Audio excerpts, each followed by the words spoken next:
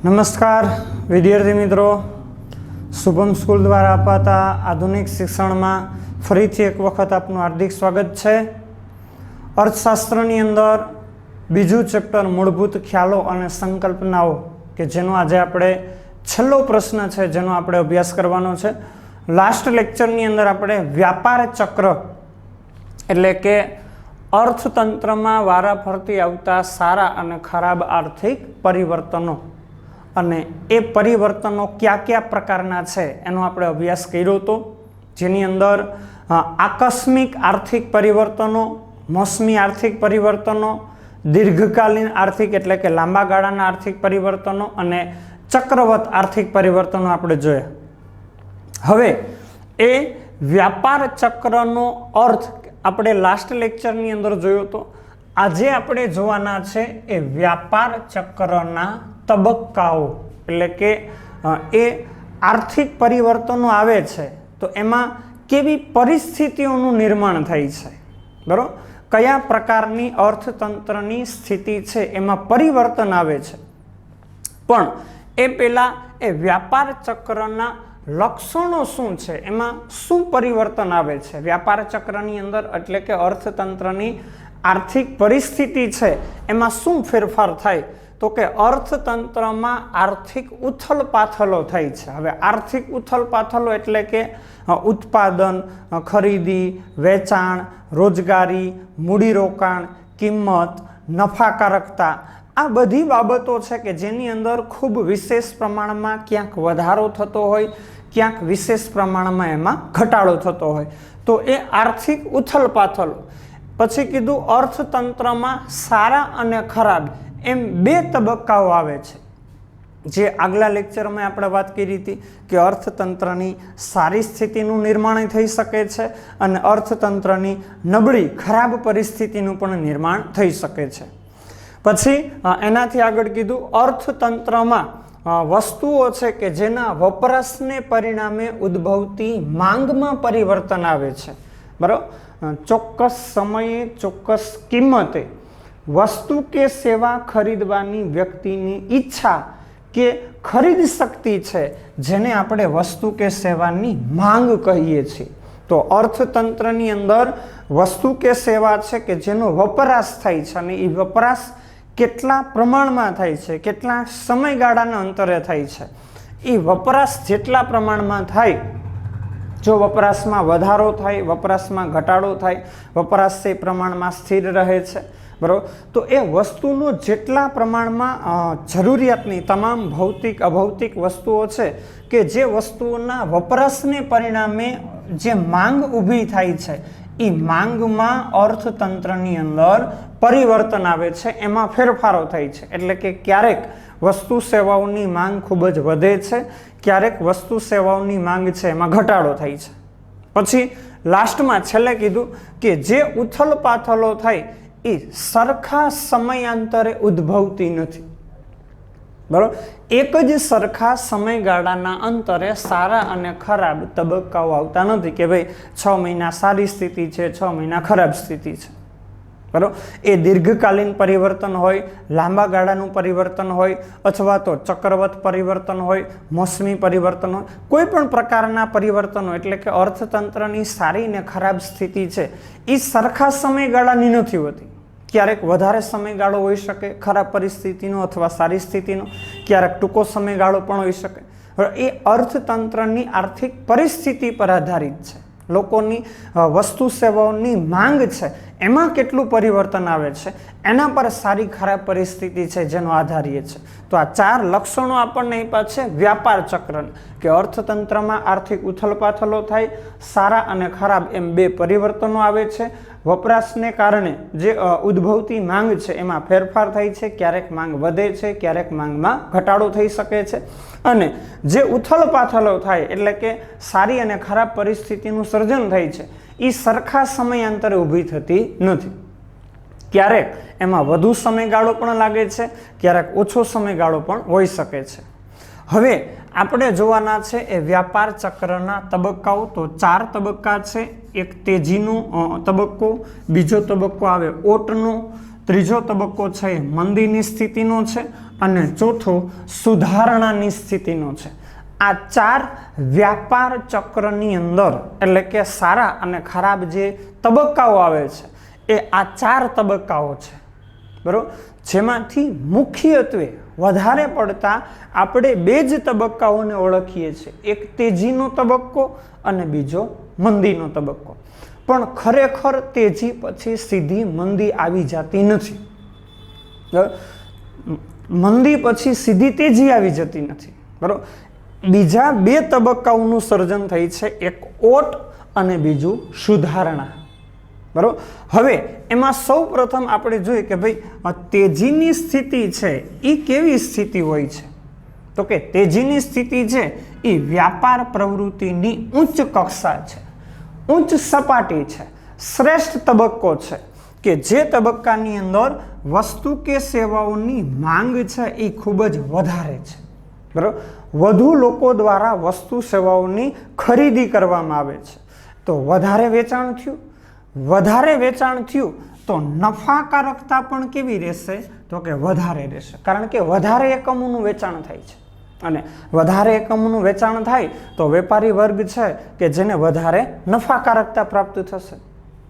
અને કોઈ પણ વસ્તુ કે સેવાનું ઉત્પાદન કર્યા પછી જો વધારે પડતું એનું વેચાણ થઈ શકતું હોય તો જે તે એકમો છે પોતાનું કાર્યક્ષેત્ર વધારશે, એટલે કે નવા એકમો સ્થાપશે.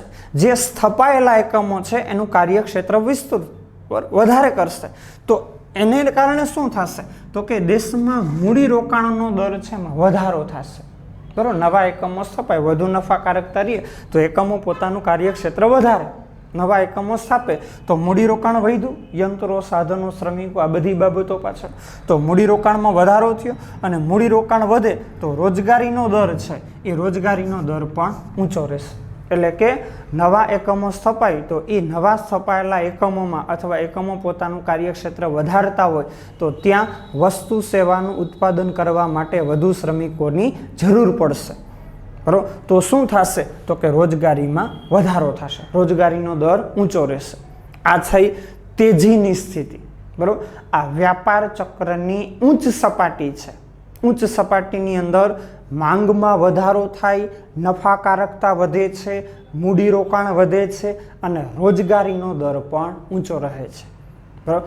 આ અર્થતંત્રની ઉચ્ચ સપાટી છે, શ્રેષ્ઠ સપાટી છે કે જેમાં અર્થતંત્રની ખૂબ જ સારી સ્થિતિ હોય છે. પછી બીજો તબક્કો આવે છે ઓટનો તબક્કો, બરાબર. કેવો તબક્કો, ઓટનો તબક્કો આવે છે. તો એ ઓટનો તબક્કો શા માટે ઊભો થાય છે, ક્યારે આવે છે, તો કે નફાની અપેક્ષાએ મૂડીરોકાણ વધારે થયું. છેલ્લા અહીંયા આપણે જોયું કે ભાઈ માંગ વધે છે તો નફાકારકતા વધશે અને નફાકારકતા વધે તો એકમો પોતાનું કાર્યક્ષેત્ર વધારવા લાગે છે, નવા એકમો સ્થપાય છે એટલે મૂડીરોકાણનો દર વધ્યો. મૂડીરોકાણ કઈ બાબતો પાછળ થશે, તો કે યંત્રો, સાધનો, જમીન, મકાન, શ્રમિકો, આ બધી બાબતો પાછળ મૂડીરોકાણ વધારે થશે. અને મૂડીરોકાણ વધે તો જે સાધનો પાછળ મૂડીરોકાણ કરવામાં આવતું હોય, આમ તો મુખ્ય 4 સાધનો આગળ આપણે ભણ્યા, જમીન, મૂડી, શ્રમ અને નિયોજન, બરાબર. તો એ યંત્રો પાછળનું મૂડીરોકાણ વધશે તો એનો અર્થ એવો કે જે વસ્તુ સેવાનું ઉત્પાદન કરતા સાધનો છે, યંત્રો છે, ઓજારો છે, એની માંગમાં શું થયું, તો કે વધારો થયો, બરાબર. હવે એ સાધનોની માંગ વધશે તો સાધનોની કિંમતમાં વધારો થશે. જે વસ્તુ સેવાનું ઉત્પાદન કરતા સાધનો છે એ સાધનો પાછળ નિયોજકો મૂડીરોકાણ વધારે છે, એની માંગ વધે છે અને એની માંગ વધશે તો એ સાધનોની કિંમતે વધશે અને કિંમતમાં વધારો થાય તો વસ્તુ સેવાનું ઉત્પાદન કરવા પાછળનો ખર્ચ છે એ ખર્ચમાં શું થશે, વધારો. કારણ કે જે યંત્ર, જે સાધન દ્વારા વસ્તુ સેવાનું ઉત્પાદન થતું હતું એ યંત્રની કિંમત જ વધી ગઈ એટલે એના દ્વારા જે વસ્તુનું ઉત્પાદન થશે એની કિંમતમાં વધારો થશે. કારણ કે જો નિયોજકો કિંમત ન વધારે તો એને નફો મળવાનો નથી, બરાબર. એટલે નિયોજકોએ ફરજિયાત રીતે ઊંચી કિંમતે સાધનોની ખરીદી કરી છે તો એ સાધન દ્વારા જે વસ્તુનું ઉત્પાદન થશે એ વસ્તુની કિંમતમાં વધારો લઈ આવશે. બરાબર, અને જો કિંમત ન વધારે તો નફાકારકતામાં ઘટાડો થશે. એટલે સાધનોની કિંમત વધી જતી હોય તો પછી વધારે પડતું મૂડીરોકાણ થશે નહીં. બરાબર, કારણ કે સાધનોની કિંમત વધી ગઈ છે અને સાધનોની કિંમત વધી જાય તો નફાકારકતા ઓછી રહેશે. બરાબર, એટલે નફાકારકતામાં ઘટાડો થયો કારણ કે ઉત્પાદન ખર્ચ વધ્યો છે. બરાબર, વસ્તુ સેવાનું ઉત્પાદન કરવા પાછળનો જે ખર્ચ થતો હતો એ હવે વધારે ખર્ચ થાય છે કારણ કે સાધનો પાછળ નિયોજકોએ વધારે કિંમતો ચૂકવવી પડી છે. બરાબર, એટલે ઉત્પાદન ખર્ચ વધ્યો તો નફાકારકતામાં ઘટાડો આવશે અને નફાકારકતા ઘટશે તો વસ્તુ કે સેવાનો વપરાશ છે એ વપરાશમાં ઘટતા દરે વધારો થશે. કે ભાઈ પહેલાં 5% જેટલો વધારો થતો હતો હવે 4% જેટલો વધારો થશે. બરાબર, પ્રતિ વર્ષે જે વસ્તુ સેવાના વપરાશમાં વધારો જે થતો હોય, બરાબર, એ વધારો ધારો કે 5% જેટલો વધારો થતો હતો હવે 4% જેટલો વધારો થાય છે. બરાબર, એટલે એ શું છે તો કે ઘટતા દરે થયેલો વધારો છે અને એને કારણે અર્થતંત્રમાં થોડીક નરમાઈ આવશે. એટલે કે જે ઉચ્ચ સપાટી હતી, માંગ ખૂબ જ ઝડપથી વધતી હતી, નફાકારકતા વધતી, મૂડીરોકાણ વધતું, રોજગારી વધતી, એ બધામાં અમુક અંશે નરમાઈની નબળી પરિસ્થિતિનું સર્જન શરૂ થઈ જશે. એટલે કે નરમાઈની પરિસ્થિતિ આવી જશે. બરાબર, અમુક અંશે એમાં ઘટાડો જોવા મળશે અને એમાં ઘટાડો જોવા મળે તો જે નવા મૂડીરોકાણ કરવા પાછળ નિયોજકો આકર્ષાતા હોય, જે કાર્યક્ષેત્ર વધારવા માગતા હોય એ હવે મૂડીરોકાણ કરશે નહીં. તો મૂડીરોકાણ કરવા માટેનું આકર્ષણ કેવું થઈ જશે તો કે ઓછું થઈ જશે અને એ આકર્ષણ ઓછું થઈ ગયું, બરાબર, તો નવા એકમો હવે સ્થપાશે નહીં.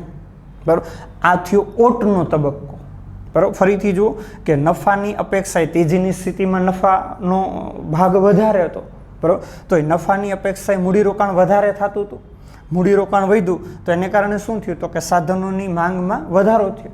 જે વસ્તુ સેવાનું ઉત્પાદન કરતા સાધનો હોય, જમીન હોય, યંત્રો હોય, સાધનો હોય, બરાબર, તો એ સાધનોની માંગ વધી અને એટલે એની સાધનોની કિંમતમાં વધારો થાય. સાધનોની કિંમત વધે તો ઉત્પાદન ખર્ચમાં વધારો થાય અને ઉત્પાદન ખર્ચ વધે તો નફાકારકતા ઓછી રહેશે. નિયોજકોને જેટલો નફો તેજીની સ્થિતિમાં મળતો હોય એટલો નફો મળવાનો નથી, તો નફાકારકતા ઓછી થઈ જશે. એનું કારણ શું તો કે વપરાશ છે એમાં ઘટતા દરે વધારો થશે કારણ કે ઉત્પાદન ખર્ચ વધે તો વસ્તુની કિંમતમાં વધારો થાય અને કિંમત વધે તો લોકો દ્વારા વસ્તુ સેવાની માંગ ઓછી થઈ જશે. માંગ ઓછી થઈ તો વપરાશ ઘટ્યો, વપરાશ ઘટશે, બરાબર, તો અર્થતંત્રની અંદર નબળી સ્થિતિનું સર્જન શરૂ થવાનું શરૂ થઈ જશે. બરાબર, અને મૂડીરોકાણ કરવા માટે વધુ નિયોજકો આકર્ષાશે નહીં, એટલે મૂડીરોકાણ ઓછું આકર્ષાય. બરાબર, વધારે નિયોજકો દ્વારા વધારે એકમો સ્થપાતા હતા એ હવે બંધ થઈ જશે અથવા ઓછા થઈ જશે. આ થયો ઓટનો તબક્કો. ત્યાર પછી ત્રીજો તબક્કો છે મંદીનો તબક્કો.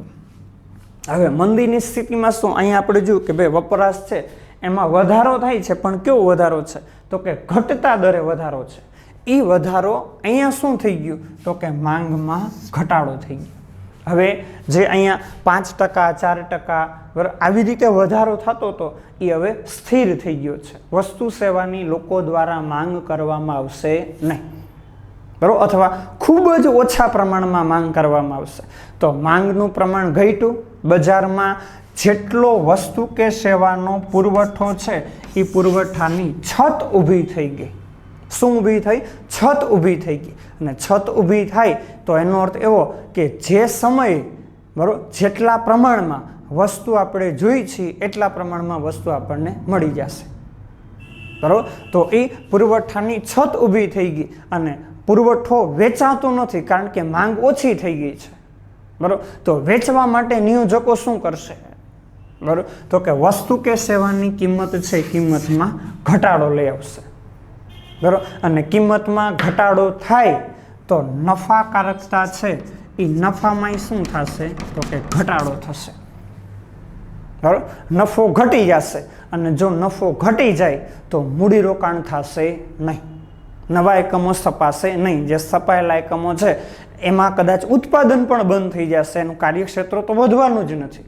બરાબર, એટલે મૂડીરોકાણ અને રોજગારી છે એ રોજગારી બેયમાં ઘટાડો થશે કારણ કે પુરવઠો બજારમાં ઉપલબ્ધ છે, લોકો એની ખરીદી કરતા નથી આ સ્થિતિ એવી છે એમાં વ્યક્તિની ખરીદ શક્તિ હોવા છતાં લોકો વસ્તુની ખરીદી કરવાના નથી, કારણ કે કિંમત ઘટે છે એટલે લોકો રાહ જોશે કે હજી કિંમત ઘટશે ત્યારે આપણે ખરીદી કરશું, અને એને કારણે પુરવઠો સ્થિર પડ્યો છે, બજારમાં પડ્યો છે, લોકો દ્વારા એની ખરીદી થતી નથી, અને ખરીદી ન થાય તો પુરવઠો છે એનું વેચાણ નહીં થાય, વેચાણ ન થાય તો ઉત્પાદન બંધ થઈ જશે, અને ઉત્પાદન બંધ થાય તો રોજગારીના પ્રમાણમાં પણ ઘટાડો આવશે.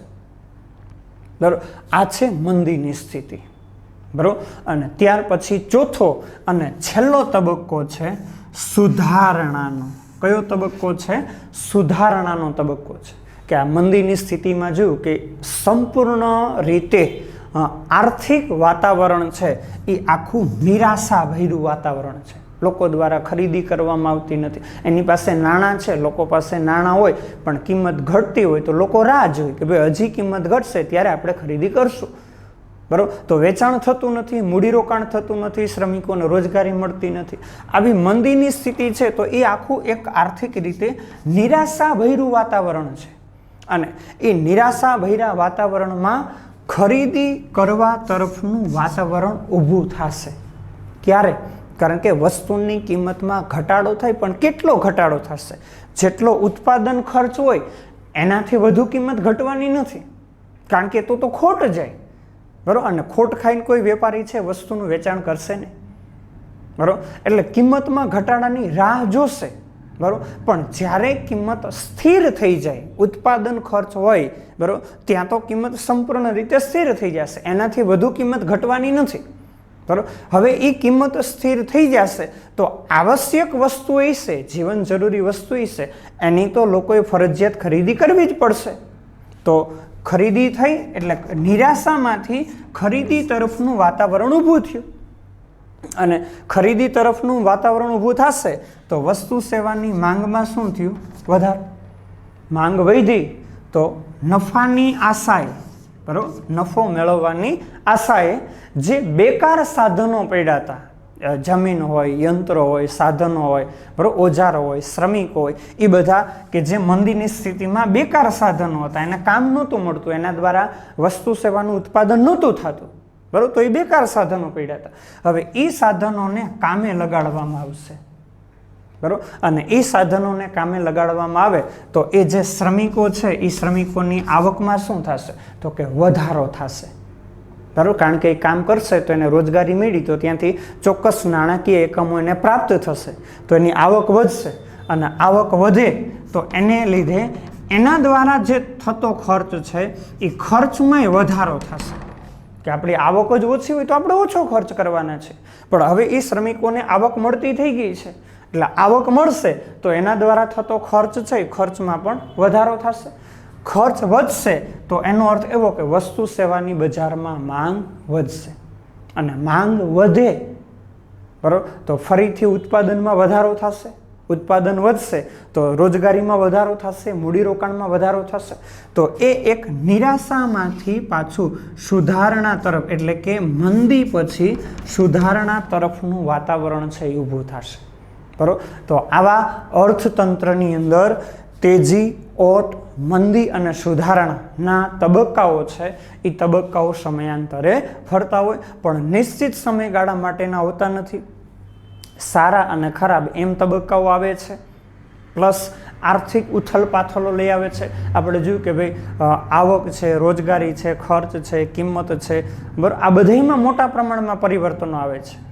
બરાબર, તો આ થયો વ્યાપાર ચક્ર એટલે શું, અને વ્યાપાર ચક્રના તબક્કા. 4 તબક્કા થયા: તેજી, ઓટ, મંદી અને સુધારણા. બરાબર, અહીંયા વિદ્યાર્થી મિત્રો આપણે બીજું ચેપ્ટર મૂળભૂત ખ્યાલો અને સંકલ્પનાઓ છે કે જે આપણે ચેપ્ટર આખું પૂર્ણ કર્યું. આ ચેપ્ટરની અંદર ટોટલ તમે 7 પ્રશ્નો ભણ્યા છો. સૌથી પહેલાં કિંમત અને મૂલ્યનો અર્થ જોયો, ત્યાર પછી વસ્તુના પ્રકારોનો અભ્યાસ કર્યો, બરાબર, ત્યાર પછી સંપત્તિના લક્ષણો તમે અભ્યાસ કર્યો, પછી સંપત્તિના પ્રકારો જોયા હતા અને એની અંદર સંપત્તિ અને કલ્યાણ વચ્ચેનો સંબંધ સ્પષ્ટ કર્યો હતો, બરાબર. ત્યાર પછી એનાથી આગળ આપણે ભણ્યા હતા ઉત્પાદનના સાધનો, બરાબર. જે ઉત્પાદનના સાધનો છે એમાં મુખ્ય 4 સાધનોનો આપણે અભ્યાસ કર્યો હતો: જમીન, મૂડી, શ્રમ અને નિયોજન, બરાબર. ત્યાર પછી લાસ્ટ લેક્ચરની અંદર વ્યાપાર ચક્રની અંદર આવતા આર્થિક પરિવર્તનો 4 પ્રકારના જોયા હતા. બરાબર. આકસ્મિક આર્થિક પરિવર્તનો, દીર્ઘકાલીન આર્થિક પરિવર્તનો, મોસમી આર્થિક પરિવર્તનો અને ચક્રવત. બરાબર. અને આજે છેલ્લો પ્રશ્ન આ છે વ્યાપાર ચક્રના તબક્કા. કેટલા? તો કે 4. ક્યાં ક્યાં? તો તેજી, ઓટ, મંદી અને સુધારણ. બરાબર. અહીંયા બીજું ચેપ્ટર મૂળભૂત ખ્યાલો અને સંકલ્પનાઓ છે એ આપણે પૂર્ણ કરીએ છીએ. નેક્સ્ટ લેક્ચરની અંદર નવું ચેપ્ટર છે જે આપણે શરૂ કરશું. ત્યાં સુધી રાખીએ. જય શ્રી કૃષ્ણ.